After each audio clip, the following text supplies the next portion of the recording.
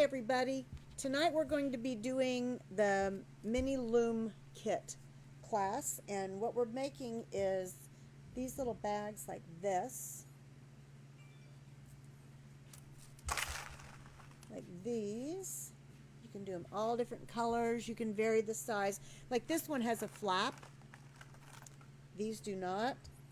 These were the ones I started with originally, and they were just like this. And then we developed the flap here, like this.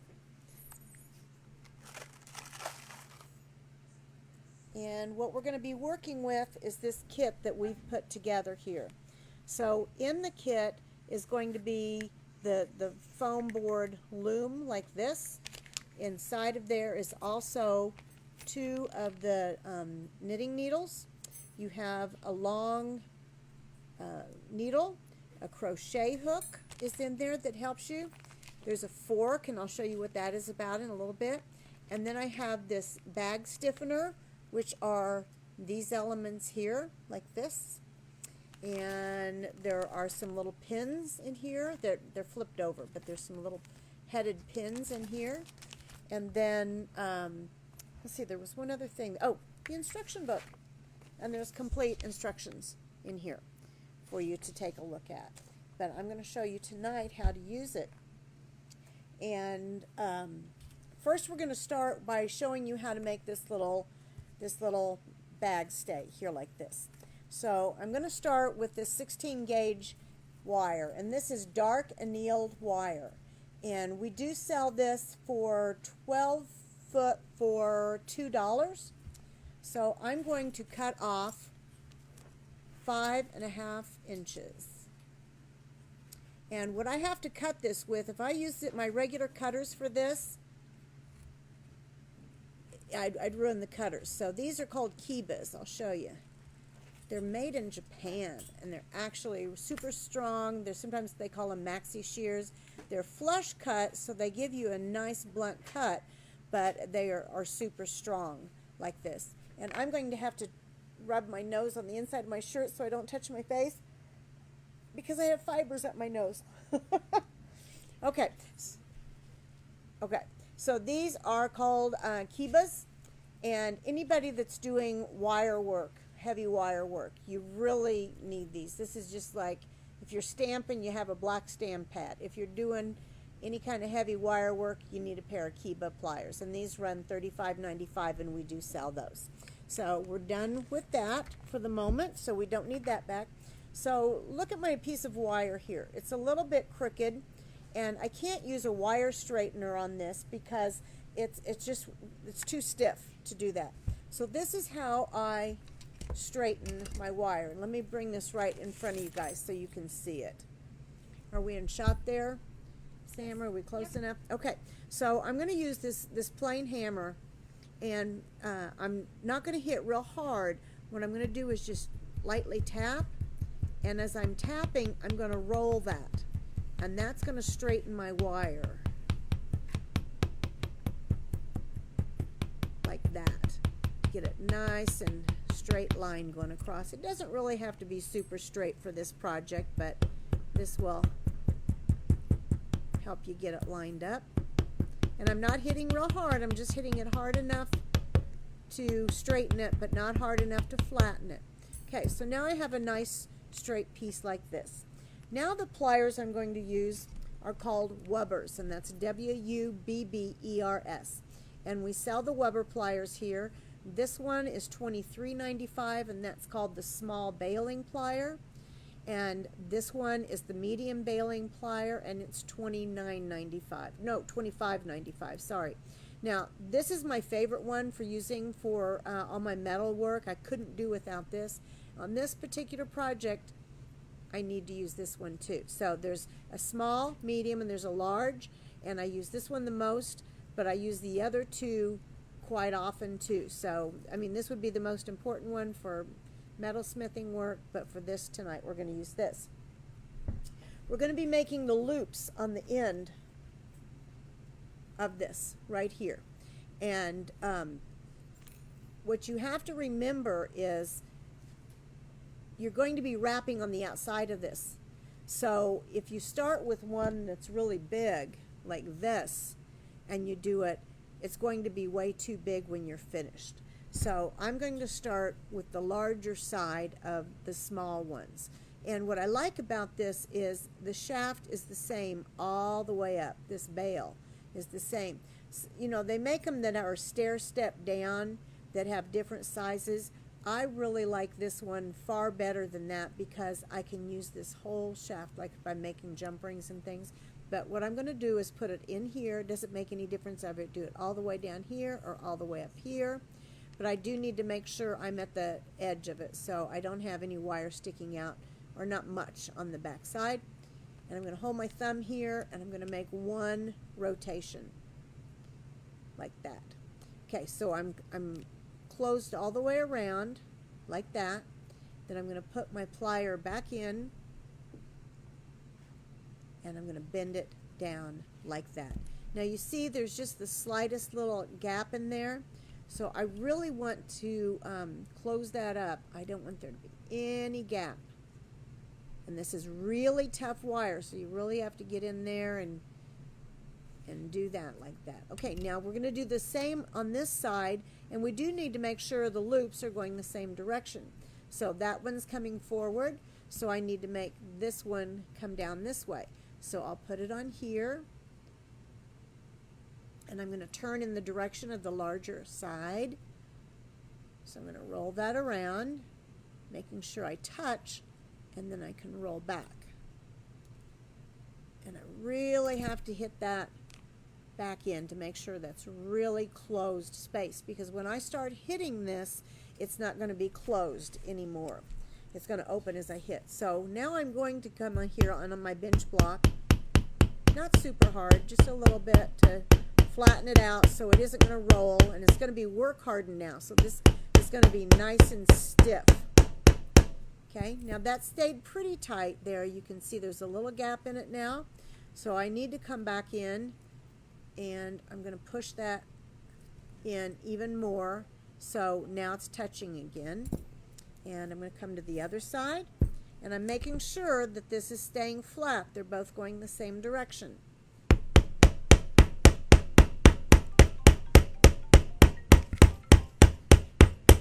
Okay, and I'm pretty close to being there. Oh, let me turn my phone off. Sorry, guys.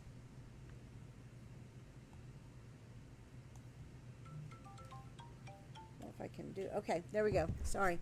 Okay, so now I'm going to hit that a little bit, and then I'm going to bring that and close it back up just a little bit.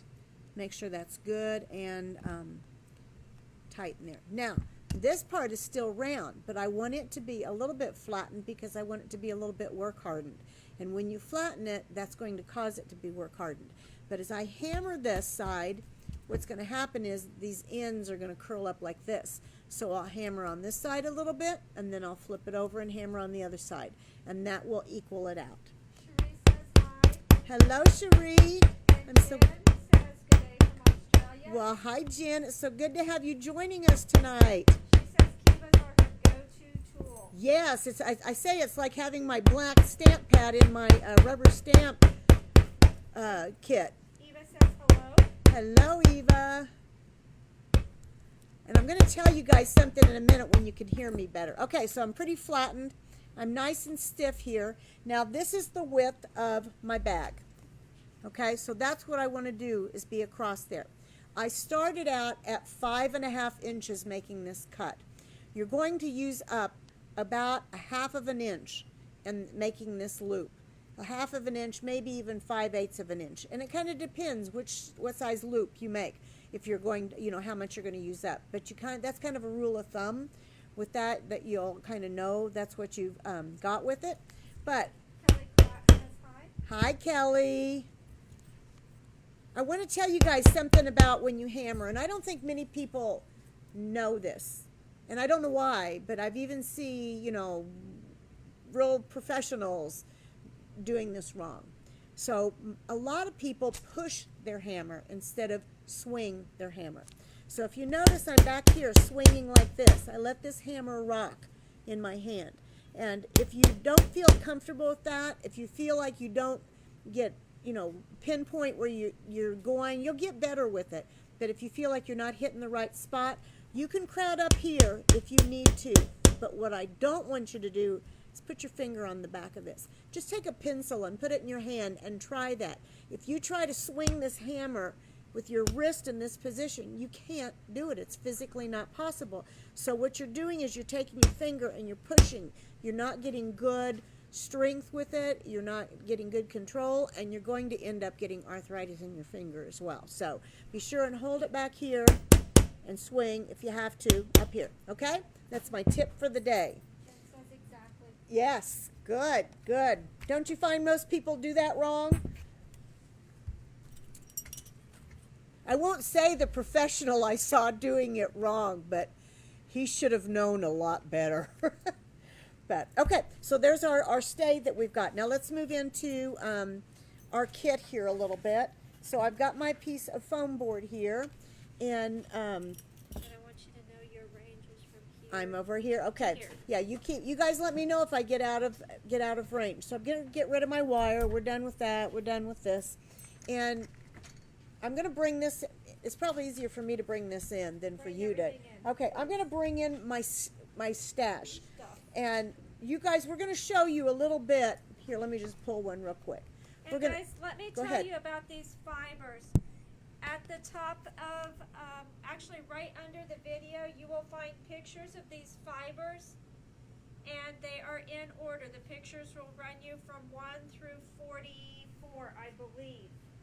Yes. Okay, and there's different prices, and I'm going to tell you a bit more about this. And when we're done with this demo, I'm going to bring these out and show you guys these, because many of these are one of a kind, and I'll tell you about the fibers that we do here. So this, usually I start with one of these, but I've made so many of these bags, I have a lot of little scraps left over. So I just separated out my blue scraps. And then like here are kind of some burgundy and orange and red and some deep teal. So this would make another really great bag here. But since I already have this orange one I did last time, probably some of that's from it, I'm going to make this blue one because I haven't done one this color. So now I have to decide what I'm going to use for my warp thread, what color. And warp simply means it's your thread going around this way. This is warp. This way going around is weft. So this will be my weft, but my warp is, and quit laughing. This will be my weft, and this will be my white. Sorry. Okay, so the choices I have in here. So here are the different, and these are carpet thread. It's cotton thread, but it doesn't stretch. And that's what you need. You need a fiber in here that doesn't stretch. And you don't want to use like one of these fibers to be your warp thread, because as you're trying to take your weft through and weave it, it gets caught on it. Or if it's a slick, like a rayon fiber. Kathleen's on, and it's her birthday. Happy birthday, Kathleen. I'm so glad you joined us. I hope you had a great day. If you would have been here today, we would have celebrated soon. But if you use a slick material like a rat tail thread or something like that, then it's slick. And when you're going across it, they slide. So that isn't good. So having this nice cotton thread that doesn't stretch is good. And we sell these for $1. And there's all different colors in here. So I was thinking I could do this purple in here, or I could do this.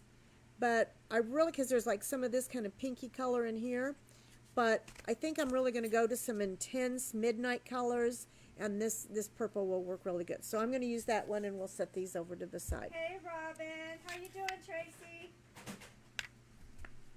We're Thank glad you. you found us too, Marlene. All right, so here is my warp. And, you know, these have been around forever. These probably have been around for 100 years. Kids would do these in school, but and it isn't really high-end materials, but the way we use this, I think, makes it very user-friendly and able for anybody to do it. Now, if you're right-handed, start on the left, and if you're left-handed, start on the right, and you're going to start on the top. and I'm going to have to do this backwards so you can see this, so I'm really going to have to think about this. Okay, so I'm right-handed, so I'm going to start on my top left here. And that way, by doing that, I can work across. So this will be my left, so I start, and I'm going to work across this way. If I started over here, it would be awkward for me to go left. So I'm starting on this side, and it can come across. Okay, so right-handed, start on the left. Okay, so I'm going to take about, you don't have to be real exact with this, and if at any time you would run out of your thread, you just tie another thread on there, so it's not a big deal. So I leave about 4 inches of thread out here, and I'm just going to tie a double knot in it, just around this little corsage pin. And that's why I like using this foam board, because you can stick these pins in and it keeps it still for you. Okay, so I'm tied around there, and now I want to go around the outside perimeter of this. So I'm going to go here, and I'm keeping this pretty taut when I do this. So I'm going to come down here, and then I've got another pin at the bottom. So I'm going to make a loop around that pin, and then this will stay tight by doing that. I'm going to come across the bottom here, and I'm going to loop around that pin. And then I'm going to come up here, and I'm going to loop around this pin. I really want to keep it in the middle there. So I'm going to loop around that, and then I'm coming back to where I started, and I'm going to loop around it, and that will hold it still. And the reason I left this thread long, because now I'm going to tie this off with a double knot, and that's going to hold this thread tight around the perimeter. Does it make sense so far? See, it's pretty simple. And I've done this with kids, but I've also, you know, done it with a lot of times. I've done it more often with adults, really. I did this in Florida, probably 10 years ago, and they all did parrot colors. It was so fun. The room was really festive. Okay, now I'm going to start wrapping down and around this whole length of this foam board. And use these as a guideline. You don't have to stay on the line. What I gave you these for, and I mean, you can do this without even having these lines on there. I've made so many, I can do it without having the lines. You just want to kind of stay separated about that far apart. Okay, so I'm going to come down here. I'm going to come to the bottom, and I come right on the inside of that pin. So I may not even catch this first line here, because this first line is just a little bit short. It kind of wrapped around my foam board. So I'm just going to go down, and I'll go ahead and wrap around that pin. You can do that anytime you want. It won't matter. Okay, so now I'm going to bring it up the back. Whoops, get that out of my way. I'm going to bring it up the back. Am I staying still enough for you guys to see what I'm doing? Because I'm trying to hold this and do this backwards.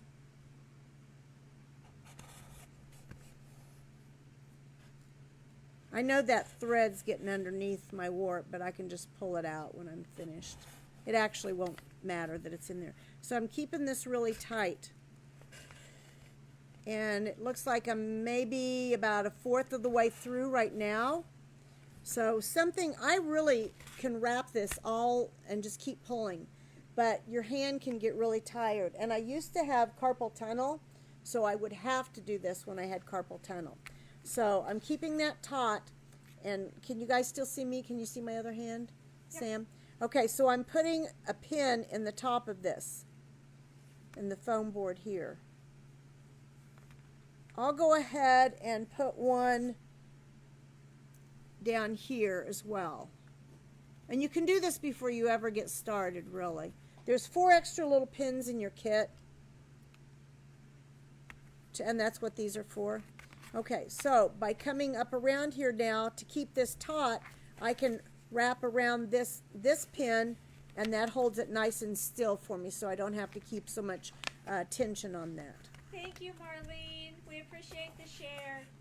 Thank you. I really do. You know, I've been in business here 29 years, and I've been trying to get my website going and do this for the last probably 10 years, but seriously the last 5, and I haven't made it. So this pandemic has given me a time, I guess. I only got 3 hours sleep last night. It's given me some time to actually be doing some of these things, and this is the direction I really want to go. Because I want to share this with all of you guys. So helping me spread the word is greatly appreciated. So just kind of keeping about that little distance in there. So I'm probably not even on the line, so don't worry about it. I'm just kind of keeping even spacing. And sometimes I'll just wrap up 3 or 4 of these in different colors and just have them available. I think this board, I can't remember, I think it's like 10 3/4. Not sure. It says in your instructions what it is. Okay, now I'm down where this yellow pin is. Okay, so I'm going to wrap around that yellow pin, and then I can relax my hand for a minute. Okay, now I'm going to move to my left hand, actually. So I'm going to wrap. We're getting there. Gay says she's super happy to see you back. Oh, I'm so glad.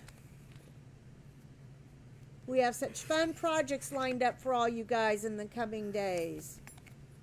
Jen, thank you for sharing. Okay, I'm up here at the top. Now I'm going to scoot this one over just a little bit. Okay, I'm up here at the top. There's my yellow pin. I'm going to do a wrap on it. Switch back over to my other hand.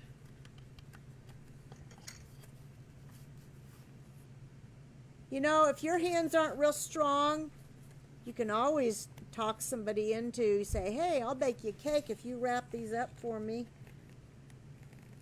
keep inching over. Am I inching over? You are inching over. There, I have corrected the inching over situation. Thank you. You can correct it even when it's down here. And to be truthful, guys, it doesn't matter if these aren't super even, because I'm going to put my weft on here so full you will not see this. And it should be that full and that tight that you wouldn't see it. Okay, I'm going to rest my hand a second. I should have put some more pins in. You need to get more pins. No, it's fine. It's because I'm trying to hold it out like this instead of having, if I had this in front of me, you know, like this and do it, but I'm trying to hold it out like this so you guys can see it. So, Eva says that kids and grandkids need something to do. yes. And Jen says that you are a legend in the art world. Oh, I don't know about that. Okay, a legend at what? I don't know. Okay, so I'm going to get down here to this one, and I'm going to wrap around here. Now look how those two are right next to each other. But what I can do is, especially when I start wrapping, I can pull that apart. So that's fine. Okay, so I came down there. Now, what I want to do is I want to tie. I started at the top. Remember, here's my thread. I want to end on the bottom. By ending on, oh, Angel. Here's our rescue dog. I don't know if you can see her or not. She's looking in and helping us here. Okay. Upper management. Yes, yes. So I want to tie off on the bottom. So I'm going to wrap around here a couple of times. And I'm going to get I buried my scissors, didn't I? Angel, do we need to, I think Angel knocked him off. Did she? Yeah, seriously. Oh, good. I'm glad. Oh, here, she did. Okay. It's like, you know, sometimes you think you're losing it. I'm glad to know it really was on the floor. Okay, so I'm going to take that and tie that off, and I'm going to bring the thread in here.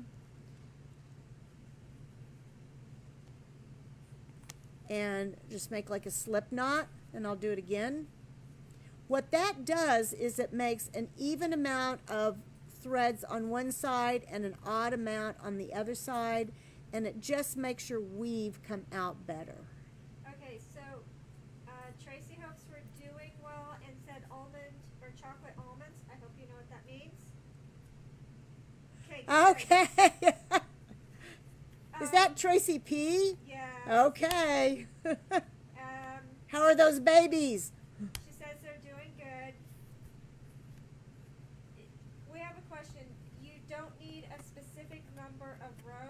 No, you do not. If you were using really thick yarns and things, you could do a third less of these. I just like my bags really tight. You could line your bag. My bags are so tightly woven that you could put lipstick in there, you could put coins in there, and they're not going to come through because I've got it all interlocked, really woven tightly. When I first started teaching this, 15 years ago, some of the ladies would do them real loose, and they had to put little liners in them, but mine are really tight, so no, you don't have to have a certain amount, but if you do about this amount, it's going to be really tight. So I've just got this down here, so I'm good to go. And we're not going to do the weaving tonight. I'm going to show you that next Thursday, the 28th, 7 o'clock. But I'm going to show you a couple of more things here. So we went over the warp thread, right? You went over the tools you need for doing. Here's those wubbers, and here's the kibas. These are $23.95, $35.95 here. And these, you're not going to use these just for doing this bag. These are tools I use all the time. They're in in fact, I had to have Mark run home and get mine because they're in my tool bag. And, you really need for so many things. I use these bent nose pliers. I use them in sewing. I use them in my bookmaking. Just, of course, my jewelry, but I really almost like a bent nose better than the chain nose anymore. So these are the Ultra Ergo, and they are $14.95. So this is a real nice, smooth pair of those. I forgot to look at the date. We're doing one. If you guys go to, where did we put the Mrs. O'Leary's art? Where did we put the sign? They were with my chair. The infamous chair. We have a sign. We had a sign with our website to put out here, but it's walked. So it's Mrs. O'Leary's Art.com, and we are putting new things up there every day. Sometimes all a cat did today was put stuff up on the website. So these things will be up there for you to see too. So you don't have to remember all of them. Oh, here. Look. Right there, MrsO'Leary'sArt.com. So there you go.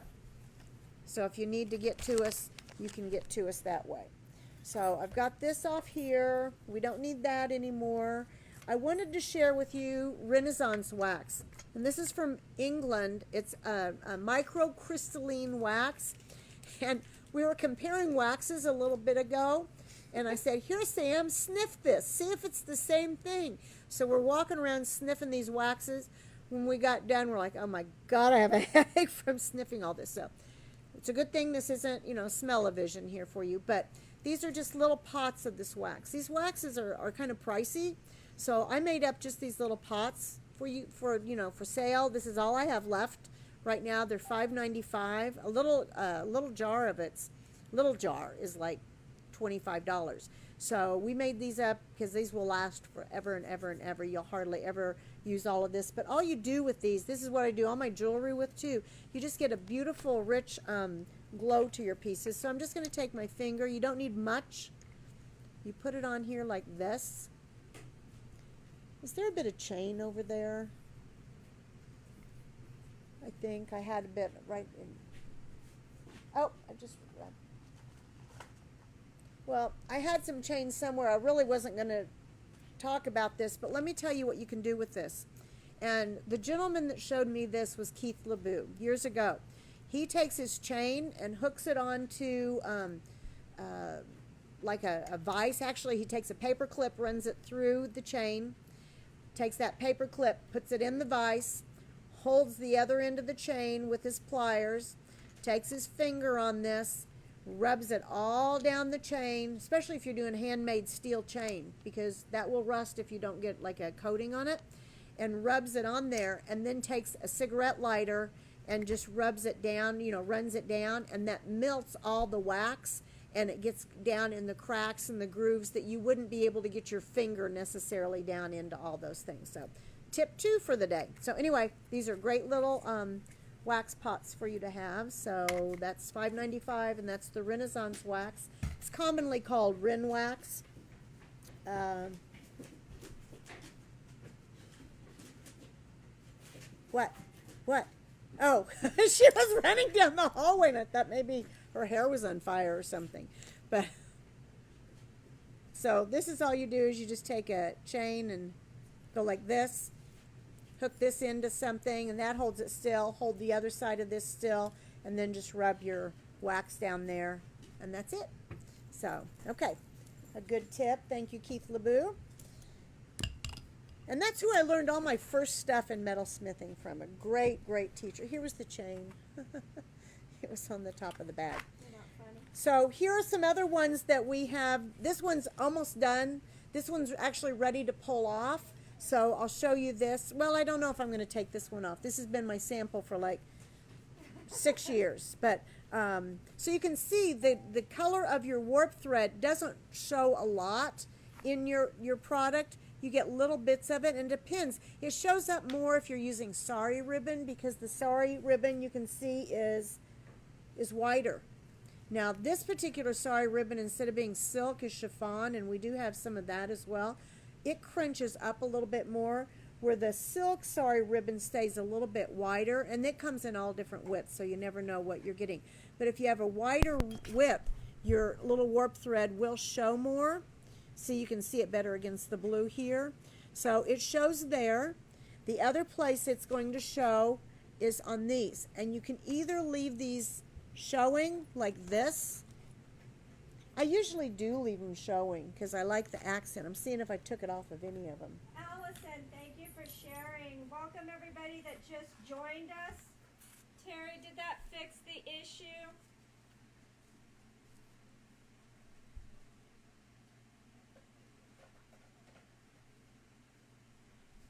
So I did leave the thread on all of these apparently, but you can take them off. You can, after you double knot these, you can cut these off.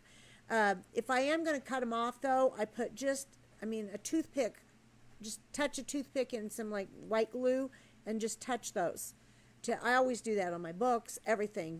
I just never totally trust a knot to not come apart. So anyway, if you're going to leave them, cut them off, be sure and put a little glue on there. But these, I like the accent. It creates this cool fringe on there. So I left those all on with that. Likes that we offer that in the small tins, the Renaissance box. Yeah. And that's all I have, so I guess I can do it again sometime, but by the time we make so many things here, that sometimes it's like 10 years before we get back to making a product.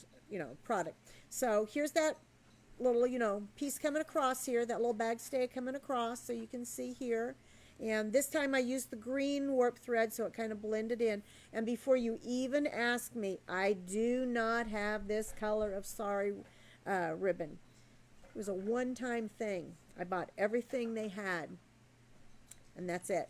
But look how this comes out real loose here, and it's raised. And see over here, it's nice and tight. I'm going to show you these kind of techniques. And let me see some. Oh, this is another technique. I just put all the little scrap nubbies in with my, what's that thing called? Crochet hook. Yeah, so I put that in with that. That's a technique I use. And then I put like little ribbons in, and I like to use the eyelash thread so I can show you how not to have that bury. I pull that out, and there's another, just a little scrap of nub that I put in there. So I just call them nubbins. So we've got all of that.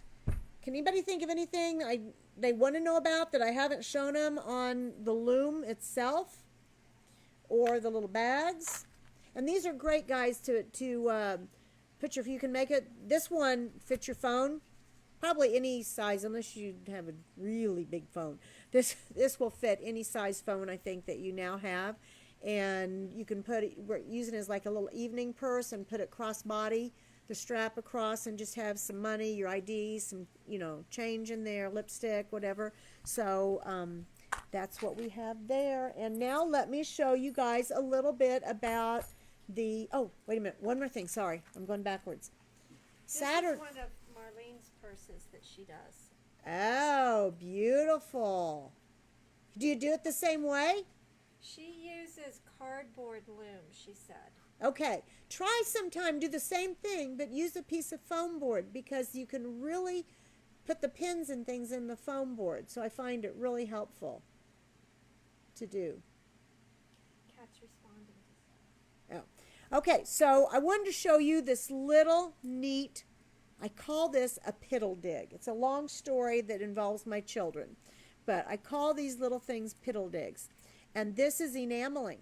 And Saturday we're going to do torch-fired enameled beads, but you can also do charms, and you can do like these little flat pieces that are really awesome on there. So we're going to be showing that, how to do like little extra pieces like that. And these fibers, let me tell you a little bit about this. I love paper, I love fabric, I love fibers. So I started collecting fibers a number of years ago. Yes, Angel. I started collecting as I traveled. For 15 years, I traveled around the country and taught classes at different shops and conventions and things. And every place I'd go, because we'd go one weekend. Usually they were on weekends. So we'd go like a Thursday, Friday, Saturday, Sunday in one location, and then we'd drive Monday, sometimes Tuesday, to another location that was in the vicinity. So that'd leave me like Tuesday, Wednesday maybe to go shopping wherever I was. So I would go by. Of course, I go shopping in all these great places and markets. So I have this really, really vast collection of fibers that, you know, I keep making fibers and the stack just keeps growing. I think it's because sometimes I still keep buying fibers. But some of these fibers are discontinued, and I've had them for 20 years. And the sari ribbon I have, I think, is really top-notch sari ribbon. It's really good quality. I bought some once, and it was just like, it would tear, and it was paper thin. And once in a while I'll find one of those, and I just don't use them. I do something else with it. So these are really good sari ribbons. So let me show you. There's actually more collections of the fibers than we have with this, but let me start out with the smallest one. Are we doing this instead of shopping? Oh, I'm going to show you this real quick, and then we're going to take you up front. If you want to see the store, we're going to take you up shopping. I'm just going to show you really quick the difference in these. This is the smallest pack. These are $5.95 each, or if you buy 5 packs, they're $25. Now, I usually have like 30 different colors of these. We are out. I haven't been able to pull for the last year. So my daughter is the one that helps me pull these. We made these 2 packs last night. We're going to make more Saturday night and Sunday. So if you're interested in buying some of these and you want to hold off till Sunday, you know, later in the day, we'll have a better variety out. Anything with the yellow mark is a single. That's the only one I have left of this. First come, first served. This one, I have 2 of it. It's got a green mark on. And I can't tell you how much yardage is in there. There's this much yardage. Depends. Are they really thin little strings? Are they bulky? Are they more expensive? You know, what type of fibers are you putting in there? So it's just kind of, but it's a good amount. To make one of these bags, I usually use maybe 1.5. And what I usually do is I have 1, and then maybe I have some scrap left over. Or I might decide, well, I like this and this color together, so I'm going to use both of those. But you will, if you do 2 of these, you really will have some left over. So anyway, these are the fantasy fibers, $5.95, 5 for $25. And then we move into the combo packs, which are much the same, but they include sari ribbon. And these are the combo packs like this. So if one looks fuller than the other, it really isn't. It's because it's been wrapped tighter. And sometimes these are handled by customers and they kind of open them up a little bit. So this one looks like really full. It's just because it isn't wrapped as tight. So there's all these colors. These are 2 new ones from last night that we made to coordinate with the fantasy fibers. Like this, one of these, this would totally make your bag. So that's all you'd need. So those are the combo packs. Let me see the other combo packs up there, Sam. And the Do you sell your warp board itself? The warp thread. Or I'm assuming they're talking about the board, which is part of the kit. This comes in the kit. And if you want to make more, you can just use I mean, these will eventually, you know, if you pull too hard, they will eventually crack, or, you know, the foam will get wallowed out on the end. And then you just get another piece of foam board, or like you said, who was it that did the cardboard? Marlene. Or you can use a cardboard. You know, there's a lot of things you can use. You can use something rigid, like a piece of masonite, but I would tell you not to do that, because if you do this really tight, sometimes you do have to bend it a little bit so you can get the purse off. So I would use I wouldn't use something like metal or a masonite or something that has no give in it whatsoever. So I can, if somebody wants these separate, I can sell them separate, but you know, if they want refills to these, I can do this, but you can also do your own because you won't need to have the lines at that point. And I will show you on here though, let me bring this back in. Okay, so this is where I stop weaving. Okay, so I've gone all the way around, front and back. See that? So I stop weaving when I get to this space right here. Now, after you make one, you can get an idea. Hey, I want this to carry my sunglasses. I want this to come up this high and have a short flap. So you can vary this however you want. But for this bag, you'd stop right here. And then I go ahead and weave just back and forth on the back side, and then you can just take and stop when you get to this part. But you have to have about this much space to tie this off. So don't weave, excuse me, don't weave all the way to the very top. Leave yourself several inches when you get to the top. Is that how you do it, Marlene? Leave some space at the top so you can tie it. Okay, this is the silk sari ribbon in the little packs, and this is just the sari ribbon. No fibers or yarns or anything else with it. Just the sari ribbons. So these are all the colors we have here. We have, you know, like 3 or more, but usually not too much more of these here. And like Sam said, she has these listed for you guys. And then these are the sari ribbons that are very limited. These all are just have one on here. So these are singles. And when I order this, it's like hit or miss what I get. And I do dye some of my own though. I do get it and just dye it. And there's a couple more around here, guys. Oh, here. These are more of the combo packs too. These are the ones, I only have one of each of these. And again, same amount in here. It's just, see how loose it is? This is how much you get in these. They're just, some of them are wrapped tighter. And here's this great, like, light periwinkle color. So those are singles. That's all I've got. And I've only got 2s on any of these. So, okay. And those are Sam has those up there and listed for you guys. So that's, I think, everything I wanted to show you about. Would you like to go up and see the front of the store where we have the fibers? Are we mobile? You going to do it on your phone? Since everyone's going, oh my God, I can't wait, that maybe. Okay. Maybe they're down. So are we going to take the phone, or are we going to take the iPad? No, we don't want to shut everybody Okay, off. so we're going to take the They'll iPad? just have to deal with this being a little shaky for a second. Okay. And our audio will not be as great because I'm losing the speaker, guys. You want me to carry it with us? Oh, I guess we can. Here, I'll carry it. I got it. Okay. Okay. Angel's home. She's really messy. She's at the door. Hey, Angel. She's our rescue. One of our rescue. Yes, exactly. See these great art prints? Aren't these fabulous? It's done by a lady in Texas. And I'm moving. We just love these. They're all on this handmade paper. Show them this, Sam. I got to tell you this. The most talented artist I've ever met. Her name was Rebecca Malone, Becky. And we lost Becky a couple years ago. She had a stroke, and incredible artist, so talented. This was a piece I salvaged out of her studio because never mind, I'm not going to get into it. But I found it in the mud, let's put it that way. So I rescued that. And this was my cousin Sherry. She did this. She's a ceramic artist in Hawaii. So we have that. And look at our awesome shutters. These shutters are from Holland. Oh yeah, we'll do this because I've got kind of storage in there a little bit right now too. But so these are awesome old shutters. And guys, I can't see your comments right now, but I'll get to them when we get back. And our popcorn machine, we serve popcorn here. And yes, Terry, I know. Look at that, all that wonderful popcorn. And yes, Mark did make it. Just saying. And we need to get this better lit. While we were down for the pandemic, we knocked a hole in the wall. So we don't have everything totally done yet. You thought there used to be a wall there, right, Terry? It's not there anymore. So this is one of the display cases we have of some of our classes. I've got to show you this one thing.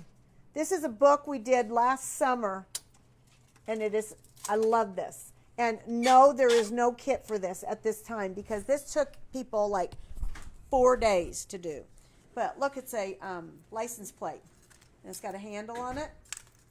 But the interior just, it's all made from file folders and gaffer's tape, but there's like real rulers in here, just a whole collection. And my daughter Farron did all the artwork. Let me find one of these that she did.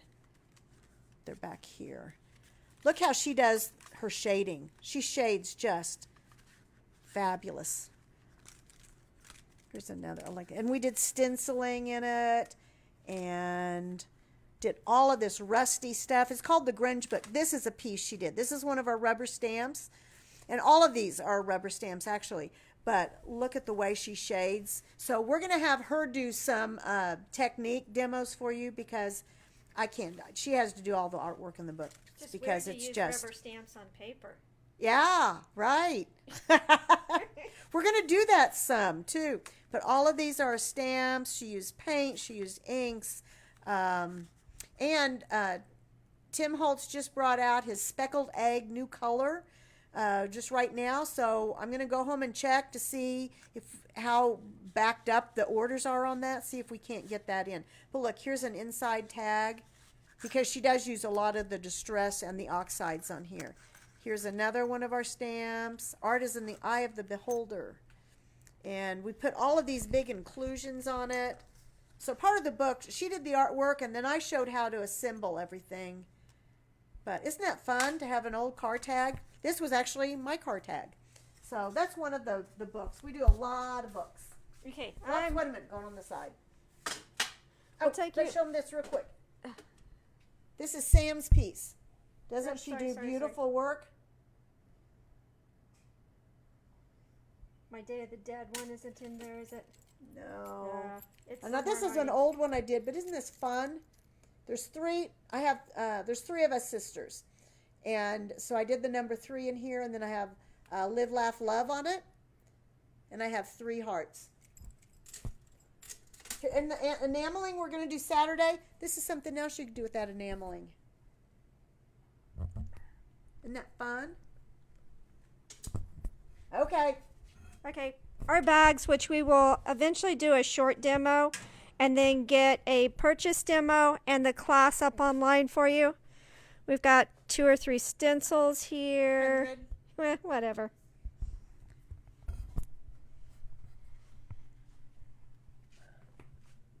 We're working on our rubber right now. So this is one of our rubber carts. We have multiples of these that we have rubber. So we've had it all spread out today. We actually vulcanize our own rubber. And one of these days I'm going to take you on a tour of how I actually make my rubber stamps.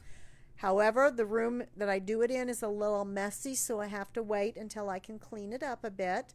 And behind us you can see one of our walls of all of those fabulous die cuts we were telling you that Joni has. One of the walls. Yes. More rubber stamps. Then we go in here to our paper. Yeah.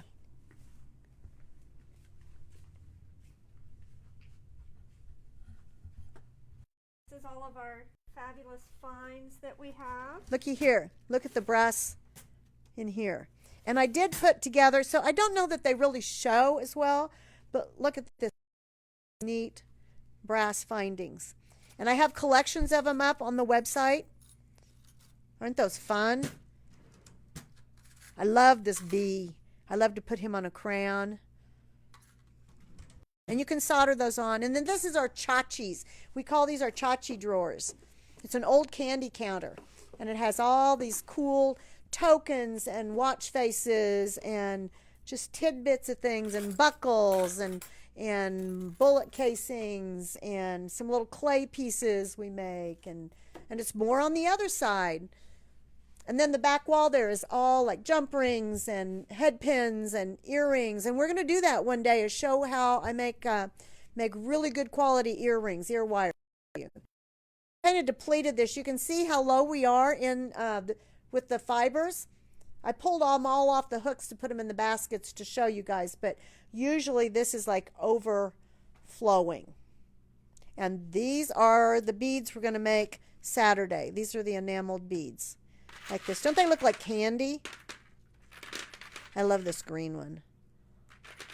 So these are the enamel beads. This up here is our dog area.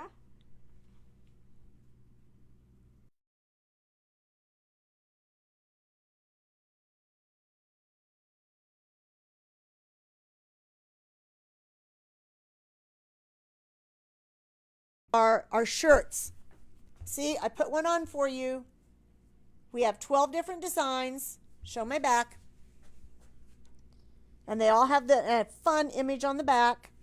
And they are on the website. However, we don't have the quantities, the sizes all listed right now. So, okay? Shall we head back? Okay, we're done. We're not done with the demo, guys. Don't hang up. We're okay. We're done with the walk around. So I'll go back, and if anybody has questions about any of the products, especially since they're just singles and doubles for the most part, if there's any of them you want, you can message us, and I'll pull them off. Like I said, it's going to be kind of first come, first served. That's because I can't go back and make them. I can make similar, but I can't make the total exact one. And guys, I have several saris, and I can tell you that the material that she was able to get her hands on is very, very high quality. It's difficult to get that quality of sari fabric. Oh. She's gonna yell at me.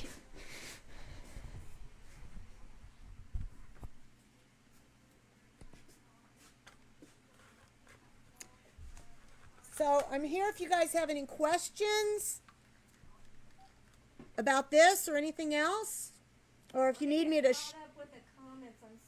or if you need me to show you anything in front of the camera, like any of the packages of the saris or anything else. Sherry McCain said to check your text messages. Check my text messages. I turned my phone off.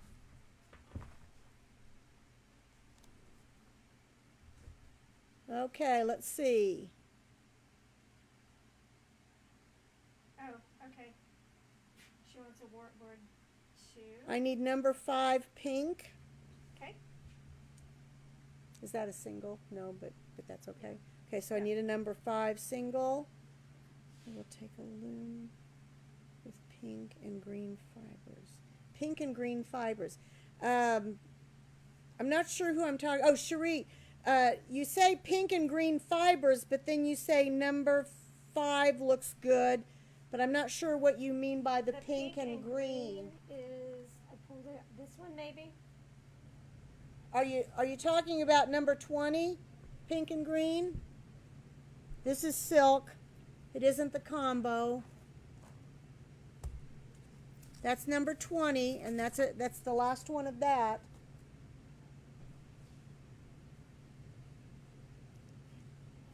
I have lots of loom kits, but well, that's the only one I'm seeing, Cherie, that's pink and green. Guys, don't forget you can go to the post on Facebook that has all of the fibers.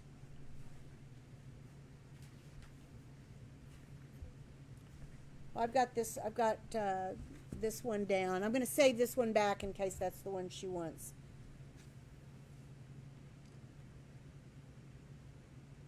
Let's see who else.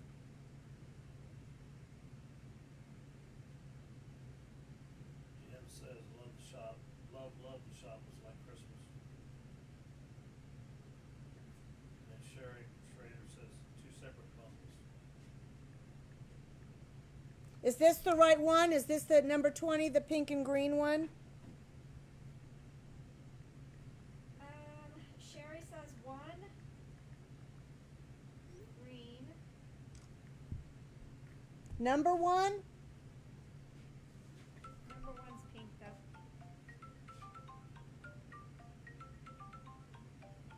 Okay, a separate pink and a separate green. This is a green that's just, it's the yarns, it's not the sari. Do you see a sari ribbon there? This is the pink one she wants, Mark. This is the pink one she wants. I don't think I have any green sari by itself. I wish I did have this color. Just got a notification. Marlene, she said, did you I've ask? already messaged her.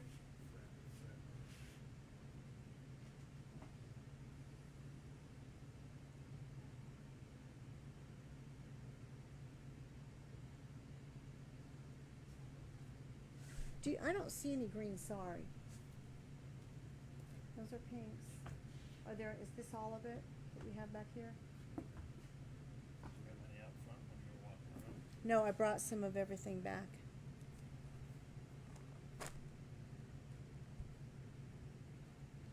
That right there. No, this is my.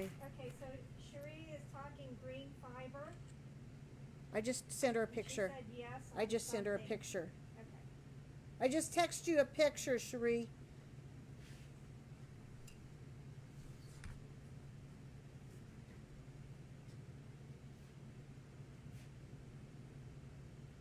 Did you ask Mom?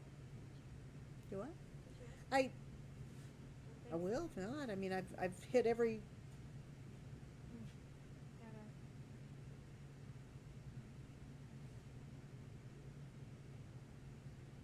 That's all the text I have.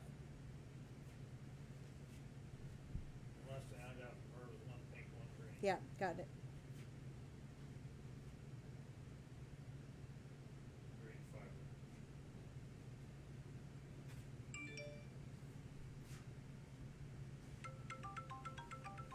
So now when I shared your video, I think it was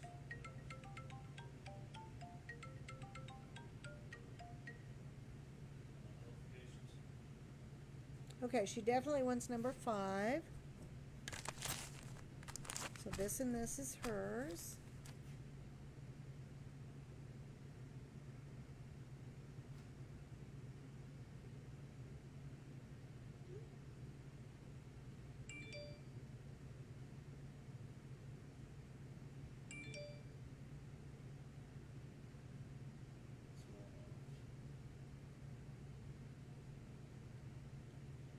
Someone tried to hack her account. Said what? Hack her account.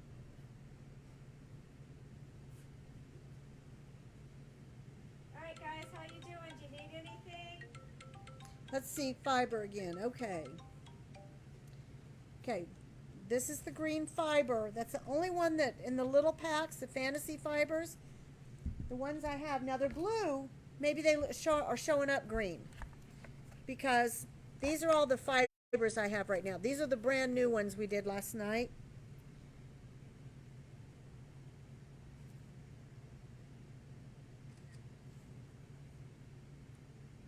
Cherie, I sent it on a text. I think it's Cherie I'm talking to. I need to put that in my contacts so I can make sure I'm talking to the right person. Because I'm just getting a phone number up. Yep, it is.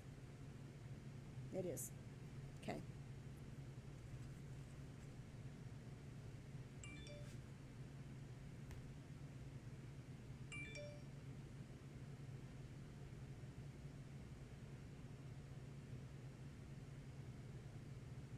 So when we go around, Mm-hmm. we need to use my phone. Okay. Alright guys, the actual purse demo where we're going to do the weaving with the fibers will be next Thursday. 7 Central Standard Time. So if you're West Coast, it'll be 5. If you're East Coast, it'll be 8.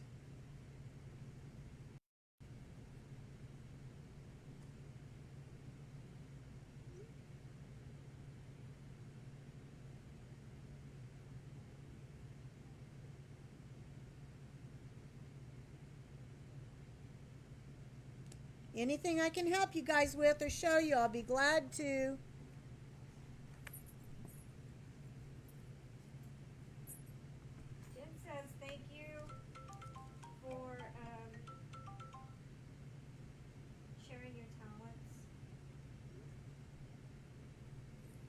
Got it. She wants 43.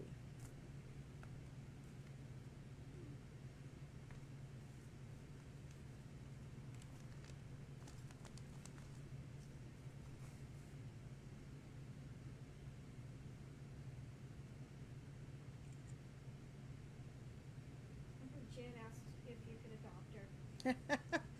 Well, you'd have to come live with the 10 dogs.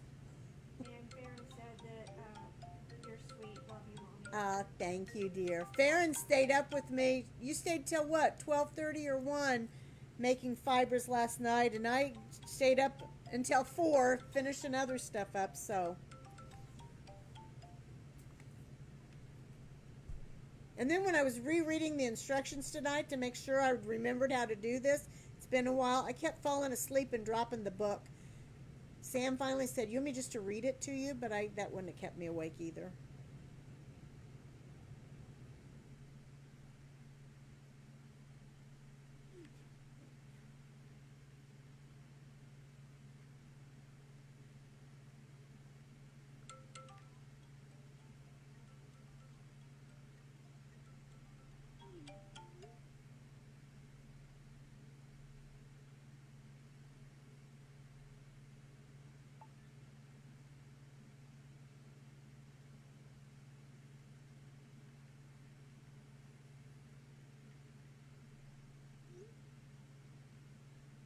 Jen says to pick her up at the airport in 15 hours.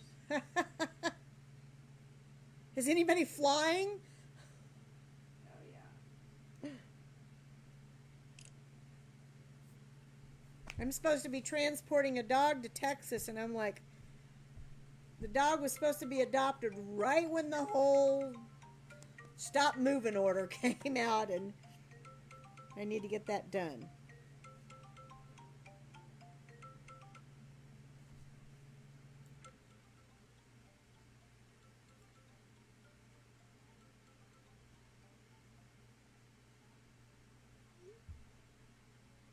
So I understand that some of the Hobby Lobbies and things are closed around the country still.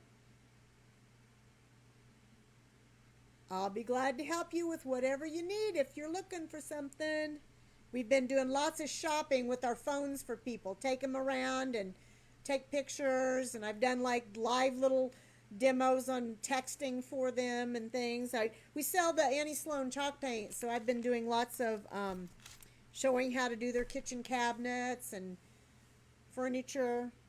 I've had a lot of husbands, more husbands than I usually get coming in and wanting to know how to do it. So they've really been getting into it.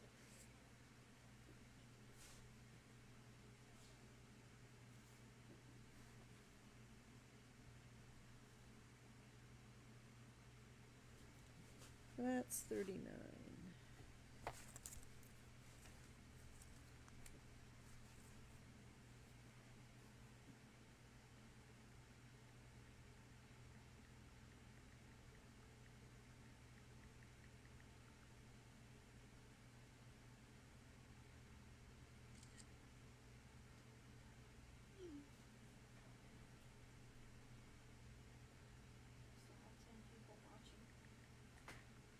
You guys need anything from me? You have any questions? You need to see anything again? Need to know how to use those tools or...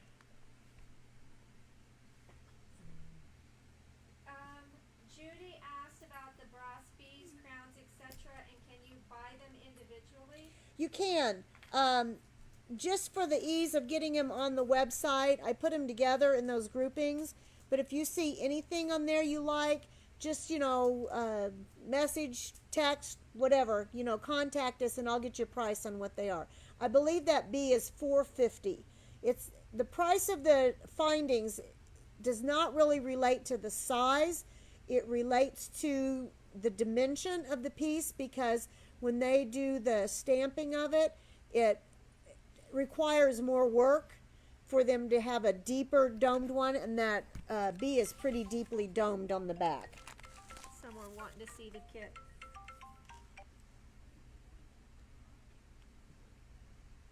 Oh, I'm so glad you got your rubber stamp, Cherie. And I'm going to get those other brass wings back in. I just haven't had time to sit down and put an order together. And it's been a little while since I've ordered those.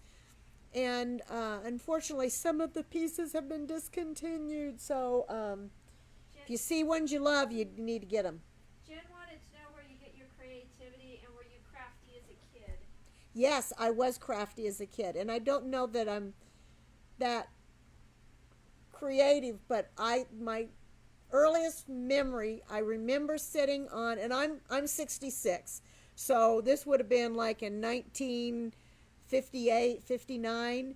I sat on the stoop of our front porch on the step, and I remember sitting there, and we had an old, this bright red Chevy, and I can't remember the model, but it was a cool car, and we called her Betsy, and Dad came home because we only had one car, so Dad came home from work at 5 o'clock, and I was sitting there waiting on the stoop for him to take me to Safeway grocery store so I could buy paper dolls and the Highlight magazine.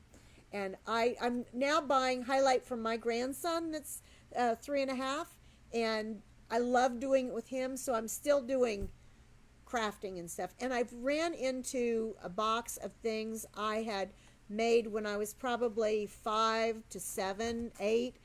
Cards back then I had made for my dad and drawn for them and my mother, and flowers out of paper and different things I had done. So I was crafty back then, and I'm also like save everything. Jen says you're a spring chicken. Farron says she's never heard this story. Really? You guys, Farron is my daughter, and go to the website and go to finished goods. Go to necklaces. Those necklaces are all Farron's creations. And she does the most incredible work. Probably 7, 8, maybe 10 years ago, Farron, I don't remember when, I showed you how to do wire wrapping. Since then, she has blown me away. I still do fun. I can wire wrap, good, I think. But her wire wrapping is just like so precise and so professional. So take a real close-up look at the jewelry. It is just really incredible. And 28 is gone now, so if anybody was dying for it. And if you see one of the numbers we're out of, I can try to put something together similar, but I just may not necessarily have those fibers. Farron says high school. High school. And you've been out of high school 10, 11 years? So, been a while. But she just really, probably 5 years ago, really got serious in doing this like full time. So, last fall, I think you sat down, Farron, and made like 100 necklaces. So this is what's left from those 100 necklaces. What is your 3 favorite tools? For metalsmithing or for mixed media? For metalsmithing? And that's from Jen. Probably the Kiba pliers. I don't know if they're a favorite, but I couldn't do without. Yeah. Because you have to have these. I think it was Jen earlier that said, or maybe it was Eva, Jen said the about Kibas. you needed them on a desert island. Yeah, can't you find do. them. In fact, we had a comment once, and who introduced this to me was Richard Sally. Metalsmithing. Yeah. She wants to know about metalsmithing. I would say, boy, I don't know that I can do just 3. That's why, oh, you should see no, I can't show you this room. It is so trashed. Because we're redoing the studio, turning it more into metalsmith, because we're going to move the paper arts. We shared this space with the paper arts, and we're moving the paper art table. My friend that passed away in February, I'm getting her table that we had bought together, and it's called the Gathering Table, and we're taking it up front, and so people can come in and join us and do paper arts and things. But we wanted to spread out our metalsmithing, because I love my hydraulic press, I love my rolling mill, I love my crimper, my metal shear. I could not live without my metal shear, and it's from a company called AccuCutter. But I have drill presses and sanders and drawers of Fretz hammers. 3? So, I have to your have 3. Oh, No, no, sorry. wait. 3 mixed media products. Ugh. Well, it's got to be stamp pads. I'm a rubber stamp company. So a stays, okay, a stays on, a black stays on pad, and a black, what's it called? I got to look. See, I go brain dead. I just forget the names Jim of says, all oh of my this. God, I need a metal shear. And Della said crimper. The crimper I don't use as much, but VersaFine, a black VersaFine. This is blue, but a black VersaFine pad. I couldn't do without that in mixed media. And there's a pin here. Oh, let me get your pin. No. It's a pin. This pin? Yes. See, why don't you ever Okay. trust me? This pin. And it's they're $3.50. We sell them. All the great ink is from Japan. So this is called a mono I've cut it. Mono twin tip. So there's a fine tip on this side. You're going to love this. Anybody that does metalsmith, you're going to love this. And a wider tip on this side. You know how when you use a Sharpie, the little fine Sharpie, that little tip bends over, and it also, there's something about the metal, the finish, and even if you clean it really well, there's still a surface on there that the Sharpie doesn't work for very long on it. This will mark on your Sharpie, on your metal. So I couldn't do without this. This is one of my new finds that I started using a year and a half ago, and I love this. And if you do watercolor or anything like this, and so you draw your design and you watercolor it, you can watercolor over this actually, but you can also go back over your watercolor and use this, because this will write through paint and things like that, where some of your markers won't. Karen said she also uses it to draw so she can Hey, use her watercolors. so Farron, what are your 3 favorite? Farron's the one that is the mixed media artist, and she's going to be offering some classes too, because she does. I don't have it right here in front of me. I'll get some Saturday and show you guys. And next Thursday I'll bring him out too. She does incredible mixed media work. Canvases, books, along with all the jewelry.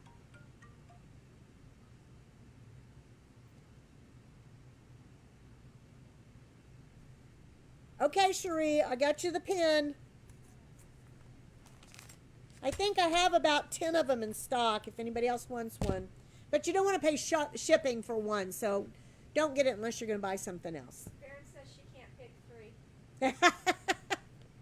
It's easy She's for her to just put up here and walk away when she- she's not up here. she's not going to that desert island, believe me. She's camped out. Farron has a immune disorder. Sorry, dear, but I wouldn't let her out of the house as soon as we found out. And she doesn't live with us. She lives on her own. But I wouldn't let her leave the house, so I did all of her grocery shopping, and I've been taking her projects and leaving them on her porch for her to work on. So she's been doing a lot of the photography that we have going on the website. So she came, last night's the first night we've been together in what, Farron, 9-10 weeks that you've been all by yourself. And your dog and 2 crazy cats.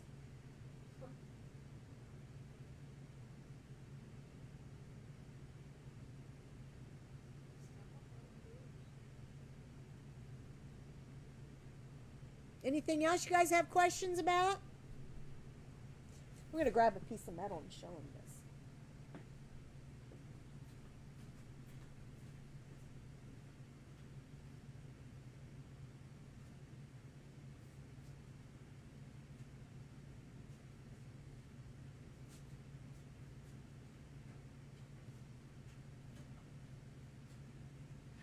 She said since the end of February. And Jen says same as her son. Gotta keep him safe. Yeah. And I've cooked more than I've cooked in 40 years. Okay, I've just brought you this piece of metal so I can show you guys. See how great that works on that? And this is something else we make and sell here. And I mean, you can do it this yourself too. It's just it's a drill guide. and a hole guide. These are all the punches that I use all the time. So I have them all marked on here so I don't have to go, oh, I wonder if that rivet will fit this certain hole, or I wonder if that jump ring will fit through this. So this, I will use this, and if I'm going to make a, like for instance, a 1.5 is the size of a pre-made rivet. So look how fine that hole is. So I can take the little fine tip on this and mark that, Jen also wants to know. and what then I was know your where that first is. love, mixed media or metal?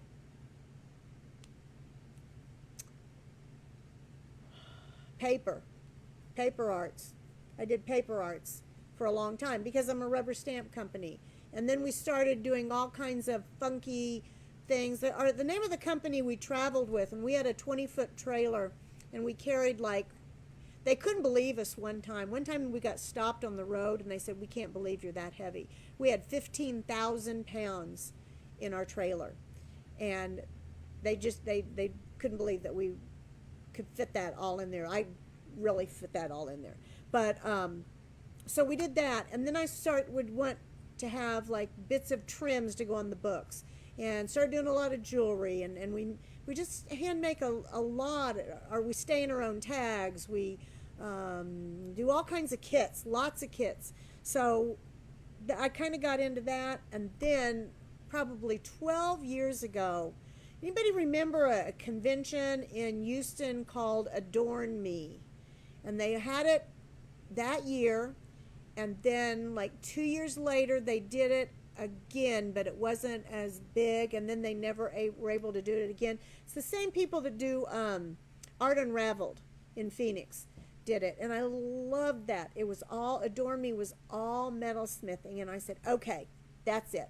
I'm Jen going to go. started with paper as well. Yeah, see, paper and quilts. I find a lot of people start with quilts. So I went to Adorn Me and spent like 8 days.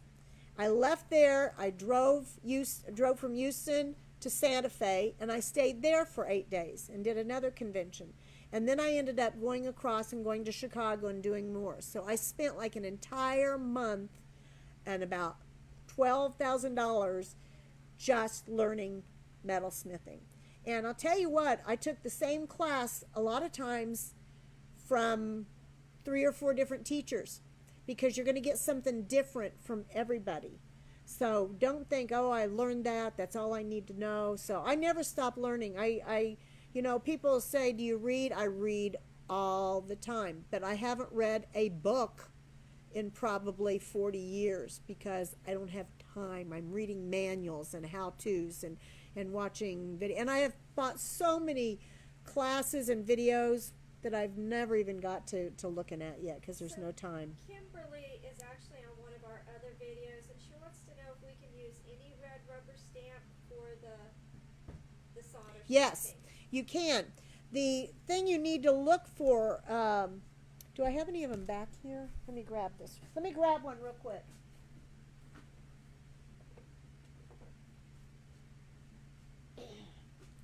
What you need to look for in a stamp is deep etched. And when I have my matrices made, I have, So any rubber, even if it's not yours, if it's red. yes, if it's red rubber, and sometimes they make, I've seen it purple. I haven't seen it purple for a long, there was a company that did purple, there was a company that did gray and blue. I still think red is probably the best, but any good deep, see how deep, look how deep that is in there. See how my fingernail goes all the way down in there? So like this one gives you really crisp lines and really heavy detail because I've got the same amount of positive as negative space. So just because a stamp is great in ink on paper doesn't mean it's going to be great for solder stamping. So this one ends up working really well too. This is probably the #1 stamp I sell for solder stamping, but this one does give you deeper images. This gives you really pretty Victorian on there, and this one almost has too much void. See, there's a lot of open space and very little positive, a lot of negative space. So this one's almost too much. But, you know, this is about a right amount, and this works fine too. There's another one that's kind of in between these two.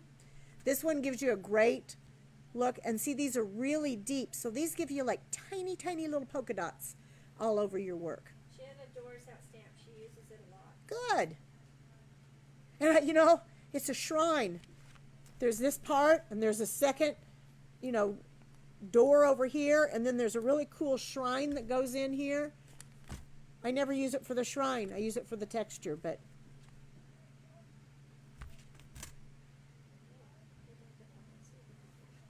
okay. But don't you guys love solder stamping? It's something I really enjoy doing. Okay, guys, don't forget part 2 that's going to go over how to actually do these purses, attach your hinge, do some of your finds on the front of it. Will be next Thursday, 7 p.m. Central Standard Time. Those of you that ordered tonight via messenger or via comments, we've got your items pulled already and we'll get them shipped out so you can follow along. You've got a couple days if you want it before next Thursday to get those things ordered. You can call us, message us, whatever you need to do. And if you want to wait to see the other colors, you know, if you want to order the loom kit and us wait and ship it Monday morning, you know, you can do that. I just, you know, one thing I will tell you guys what I do in shipping, because I hate paying shipping. I can't afford to pay everybody's shipping. It's beyond me. I'm doing everything as inexpensive as I possibly can, but I do put freebies in there. A lot of times it's rubber stamps and things, but I try to get pretty close to whatever you guys are paying in shipping. So be assured we ship as cheap, as inexpensive, but I want your stuff to get to you. So we usually use priority, and if it's a dimensional piece, like a liver of sulfur or a can of spray or something like that, the package I have to ship it in is a little bit more. If it's just rubber stamps, we can put it in a flat, but I do include free stamps or some type of little free thing in there for you to use. Okay, first of all, Jen said she's glad that she gets to watch us, and thank you so much. You're very She welcome. also asked, how do you stamp making rubber stamps? How did you stamp making? How do I start making rubber stamps, maybe? I don't know. Start. Start. Okay. You know, this is a funny little story. And, God, I can't even remember how long ago. Oh, I was first married, and I've been married 47 years, so if that tells you anything. I don't know if Michael's has been around that long, but close. It was close when I was first married. I walked in, and I saw them doing embossing with a light bulb, and I was hooked. So I first started buying rubber stamps to sell them, and then I would get into projects, and it's like, well, I want a stamp that does this, or I want a stamp that does that. And I really do think some of our collage stamps guys are so fun that I love doing Photoshop. So I really got into doing collaging and all kinds of things with that, and did the circuit and traveled around and made lots of friends, and we would meet up in different cities, and that's how I started. Some people have asked me recently, why don't you still make stamps? And I did just put together a matrix with a couple of images that we will be sending out in the next couple of weeks. I really tweak my matrices. I spend a lot of time doing special techniques to them before I send them in, so I get really crisp lines. And if you want a real detail, like a person's face or something, I get the really fine detail. So I have them made like that. But I vulcanize in my basement. I have 3 machines, and I say it's like a little Susie bake oven. I'm in my basement doing it. And Farron, if you're still there, would always complain when she was in school. She'd go, oh my God, that smells so bad, because it's burning rubber. And I said, oh, smells like money to me. So never did bother me. Farron says, again, this is the first I've heard. Oh, you how did too. started. You always complained. Oh, how I started. I was going to say, you always complained about how it smelled. I'm old. Jen goes, I'm old, Farron. I like backgrounds and how you start.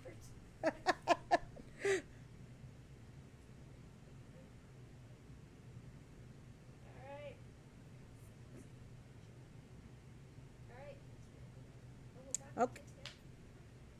But you guys do go look at Farron's jewelry, because it is, I am so impressed with her. I'd buy it. I do buy it. But she's been giving it since she's locked at home, and it was my birthday and Mother's Day. I got jewelry that she made. So I'm good to go right now. And she always buys me flowers for my birthday, and she couldn't buy me, I'll have to bring it. She couldn't buy me, she couldn't buy me flowers, so she made me beautiful paper flowers and beautiful handwritten letters and gorgeous cards. Thank you, Farron. Marlene, I'm sorry I can't stay on with you. Hope to see you again. Getting ready to watch TV with my man. Oh, enjoy. Okay, guys, we'll see you Saturday, hopefully. This is another reason I hate it. Let me help you get it. I just have to finish it. You know that.